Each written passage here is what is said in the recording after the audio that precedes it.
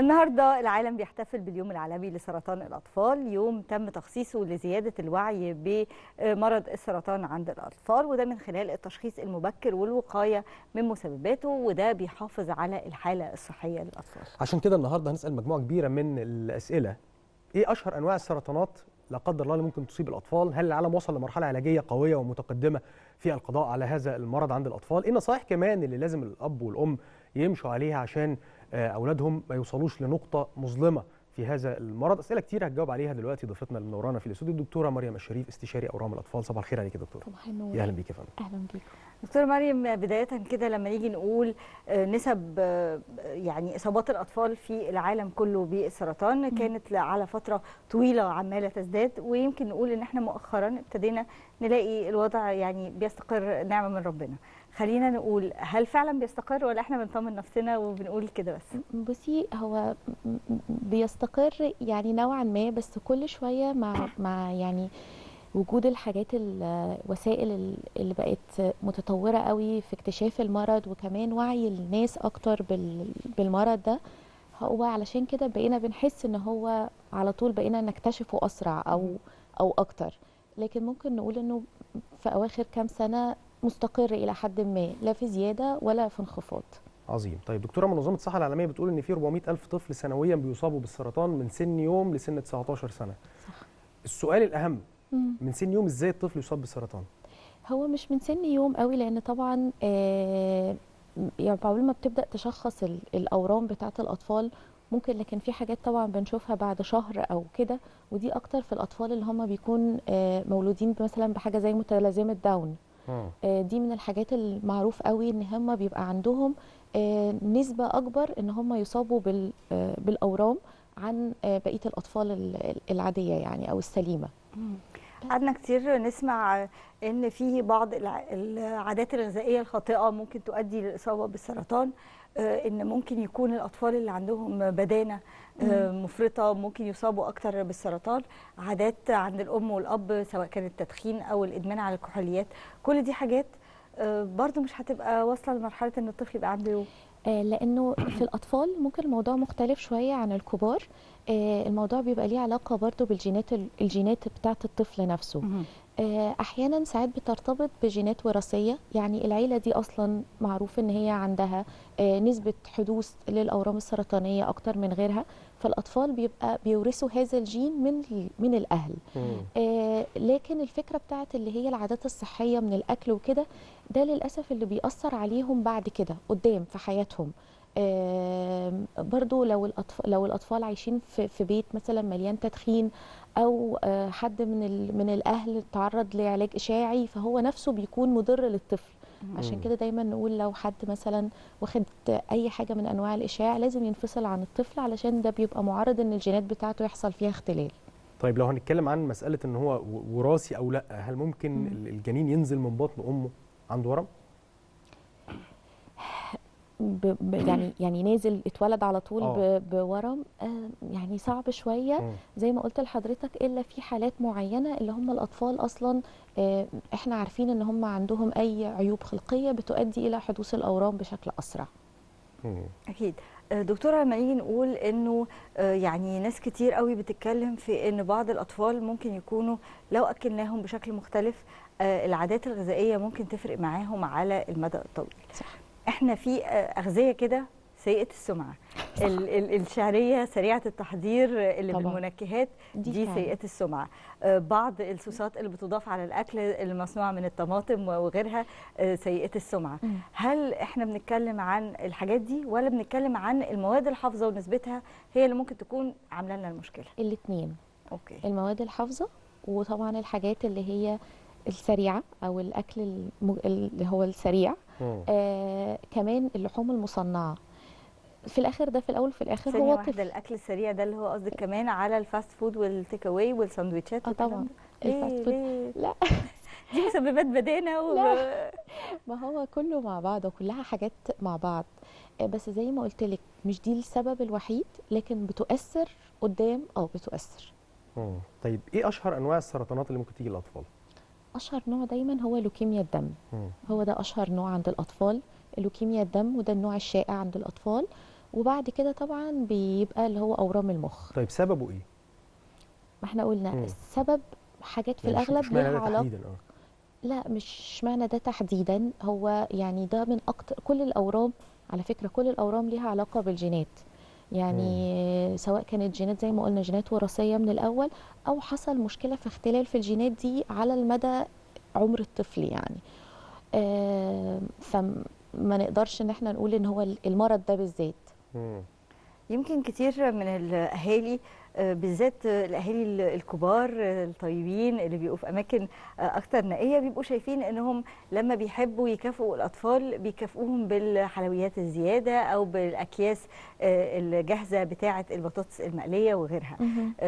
كنت سمعت مره يعني في احدى اللقاءات ان كل حاجه في كيس نبعد عنها، كل حاجه في علبه مقفوله نبعد عنها، دي ممكن تكون ضاره جدا بالاطفال.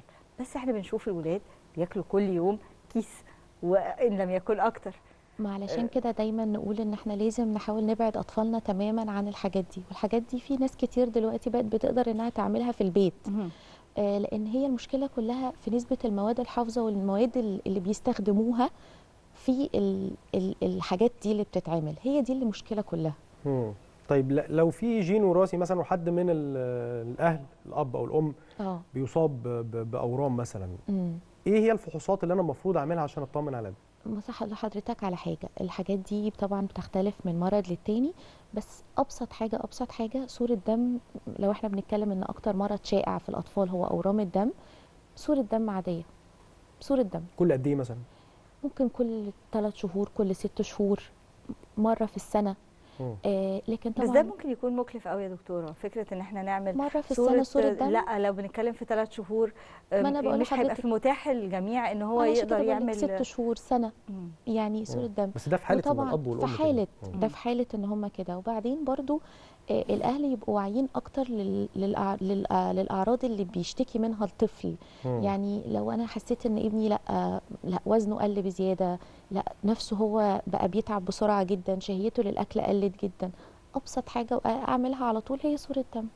لو انا طفلي بيصحى على طول بيشتكي من صداع جامد جدا جدا جدا، اول ما يصحى الصبح ممكن عنده ميل القيء زياده، اول حاجه اطمن عليها مثلا انا اكشف على نظره او اشوف. بس لو ما لقيتش اي حاجه من ده والعرض مستمر، لا لازم طبعا استشير طبيب على طول، مع تجنيب الحاجات اللي ممكن تكون بتؤدي طبعا. ده يعني طفل يبقى نايم كويس ومش متعرض مثلا لسكرين تايم او لوقت في الشاشه كتير وصاحي مش نايم كويس، اقدر ابقى ما احملش بقى هنا مشكله يعني الدم بالظبط. يعني ونبعد عن القلق الطبيعي بتاع الامهات، انه دايما كل الامهات شايفه ان اولادهم ما كانوش كفايه واكيد مش شبعانين. لا طبعا لا، يعني بيبقى حاجه اختلاف تماما عن طبيعه ابنها قبل المرض يعني. المسؤوليه بتبقى على عاتق الاب والام طبعا. هنا المتابعه في صحه الاطفال اكيد. طيب نيجي للبروتوكول العلاجي، هل هو واحد في كل الدول؟ لا لان البروتوكولات مختلفه. يعني بس يعني في الاغلب العلاجات نفسها بتبقى واحده. يعني ممكن من بروتوكول للتاني طريقه العلاج مختلفه، لكن انا بتكلم بنفس انواع العلاج نفسه. يعني ممكن طبعا بره بيبقى في عندهم علاجات متقدمه اكتر من عندنا، لكن في الاول وفي الاخر كله ماشي على نفس اللي هي المنظومه بتاعت العلاج نفسها. يعني في تطعيمات ممكن تكون بتساعد على الوقايه، يعني ناس كتير بتتكلم ان لما الاطفال تاخد تطعيم ضد فيروس بي للكبد ده يساعد. البنات لما نديهم تطعيم ضد سرطان عنق الرحم وهم اطفال او هم رضع ده يساعد. هل فعلا في الكلام ده ولا يعني طبعاً. احنا متحمسين زياده فبنحاول نلاقي نفسنا لا دايما؟ لا طبعا، لان مثلا التطعيم ضد الاصابه مثلا لو احنا بنتكلم على اللي هو التهاب كبد وبائي ب، لان ده بيأثر على الكبد، والكبد لما بيحصل فيه اي نوع من انواع التليفات بيبقى المريض عنده قابليه انه يحصل له اورام سرطانيه اكتر من غيره، فطبعا. طيب لو هنتكلم مع حضرتك عن معدل الشفاء، يعني لو هنقارن ما بين الاطفال والكبار. لا بص هقول لحضرتك على حاجه ما نقدرش ناخدها بشكل عام، بس لو احنا بنتكلم بصفه عامه الاطفال بيبقى في حاجات عندهم النسب الشفاء فيها عاليه جدا وتفوق الكبار، وفي حاجات تانية بتختلف من الكبار للاطفال. زي ايه مثلا؟ لو انا مثلا بتكلم، احنا مثلا اكتر نوع في الاطفال منتشر هي لوكيميا الدم. في نوعين مثلا من لوكيميا الدم. في نوع في الاطفال نسب الشفاء فيه بيبقى اعلى كتير من الكبار. الاكتشاف المبكر يفرق والفحص طبعا. المبكر طبعا. طبعا. دايما الفحص المبكر هيساعدك انك انت تكتشف المرض في المراحل الاولانيه، فبالتالي هيساعد على نسب الشفاء الزياده. دايما بنقول ان بيبقى في ساعات كده ناس تطلع تقول في روشتة للوقاية من امراض السرطان. في اصلا حاجة اسمها كده؟ في حاجة اسمها روشتة للوقاية من امراض السرطان، ولا في الاول وفي الاخر زي ما حضرتك قلتي الموضوع موجود في الجينات؟ احنا ممكن نسرع وتيرة المرض او نزود شراسته او نقللها، لكن صح. قد يصاب به ربنا يبعد ويحفظ كل الولاد امين يا رب. الاطفال او لا. صح طبعا. روشتة لا طبعا ما فيش، بس زي ما حضرتك قلتي كده نحاول بس نتجنب الحاجات اللي ممكن تكون احنا عارفين ان هي بتساعد على حدوث المرض ده. نتجنب الاكل اللي هو المحفوظ، نتجنب الحاجات المواد اللي هي بيبقى عليها اي نكهات او حاجات ما احناش عارفين مصدرها ايه. نتجنب ان الاطفال يكونوا معرضين لدخان او حاجات من الكلام ده. نهتم بالتطعيمات بتاعتنا، وناخد بالنا شويه زي ما قلت لحضرتك من اعراض يعني لما يجي الاقي ابني اعراض بيشتكي من اعراض والاعراض دي مستمره، ما اخدش الموضوع بسهوله وعادي ويومين وهيبقى كويس. لا، لازم استشيره ومحدش يفتي. ده طبعا مطلوب. طيب لو هنتكلم عن نوع تاني وهي اورام الدماغ، المخ. اورام المخ. طبعا. ده برضو اعتقد ان هو من الاورام المنتشره هي كمان عند الاطفال. ده تاني نوع شائع في الاطفال. طيب بعد أورام هل الدم. وصلنا لمراحل متقدمه مثلا؟ هل العلم وصل لحاجه مختلفه نقدر نساعد في الشفاء من هذا المرض؟ لازم تدخل جراحي ولا لا؟ يعني في تفاصيل كتيره كده. بص هقول لك على حاجه، اورام المخ دي انواع كتير قوي. بس طبعا حصل تقدم كبير جدا في الاورام المخ عامه. اولا التقنيات نفسها اللي بيستخدموها في العمليات بقت اعلى كتير. كمان دلوقتي بقى وجود التحاليل الجينيه بتخلي الناس تساعد اكتر على انها تكتشف يعني علاجات زي ما بنقول علاج موجه. وفي طبعا حاجات بيبقى نسب الشفاء فيها كويسه قوي، لكن لسه برضو في حاجات تانية العلم واقف عندها، يعني مش نسب الشفاء اللي احنا نأمل ليها يعني. أكيد. ربنا يبعد لما بيصاب الأطفال وهم صغيرين ونبتدي نتكلم معاهم أو نتكلم مع أهاليهم في بروتوكولات العلاج، بنلاقي بعض الأهالي من كتر ما الحمد لله ربنا بيتم بالشفاء على أطفال كتير جدا، فابتدوا يتعاملوا مع الموضوع إن شاء الله كأنه حاجة يعني سهلة جدا التعامل معاه. فبنلاقي بعض التخوفات منهم يقولك لا ثواني، احنا مش عايزين نلجأ للعلاج ده، لأنه ده قد يؤثر، العلاج الإشعاعي أو العلاج الكيماوي قد يؤثر على خصوبة الأطفال في المستقبل، سواء بنات سواء ولاد، خصوصا طبعا أنه بيتعرضوا لعدد يعني جرعات من الإشعاع.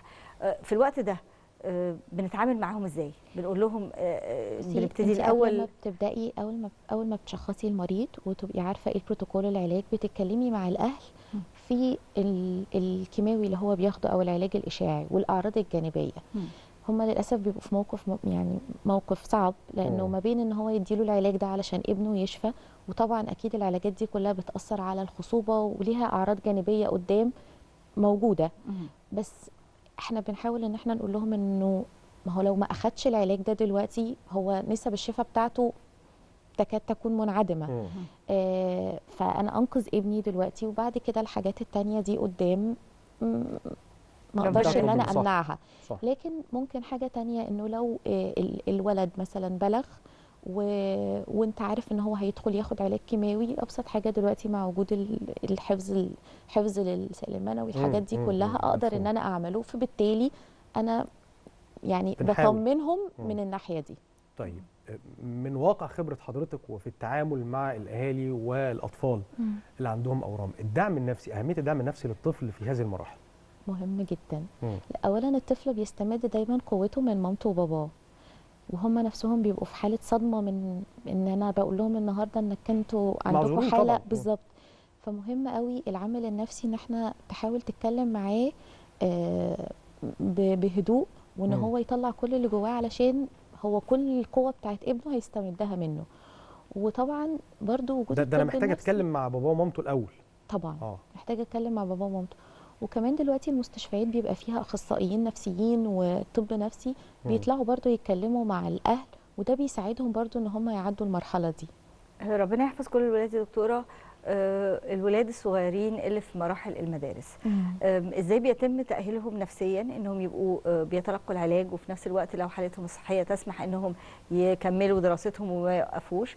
وهل بيبقى فيه نوع من انواع الدعم او من انواع التوجيه للفصل بتاعه وللمتعاملين معاه، سواء من المدرسين سواء من اعضاء هيئه التدريس بقى في المدرسه او غيرها، بحيث ان هو الولد ما يبقاش حاسس او البنت ان هو تحت دائره الضوء فيبقى مسبب له توتر، او حد يضغط عليه بكلمه، او حد يبعد عنه لانه خايف مثلا انه معدي. يعني لازم الموضوع يبقى فيه نوع من انواع التوعيه. طبعا لازم يبقى فيه نوع من انواع التوعيه كبير. بس يعني في الاغلب المدارس والاهالي وكده بيبقوا بصراحه يعني داعمين للطفل المصاب او كده، وبيحاولوا ان هم يساعدوا بكل الاشكال. وزي ما قلنا برضو الدعم النفسي هيجي من الاهل وبيجي من الدكتور ومن الناس اللي حواليه.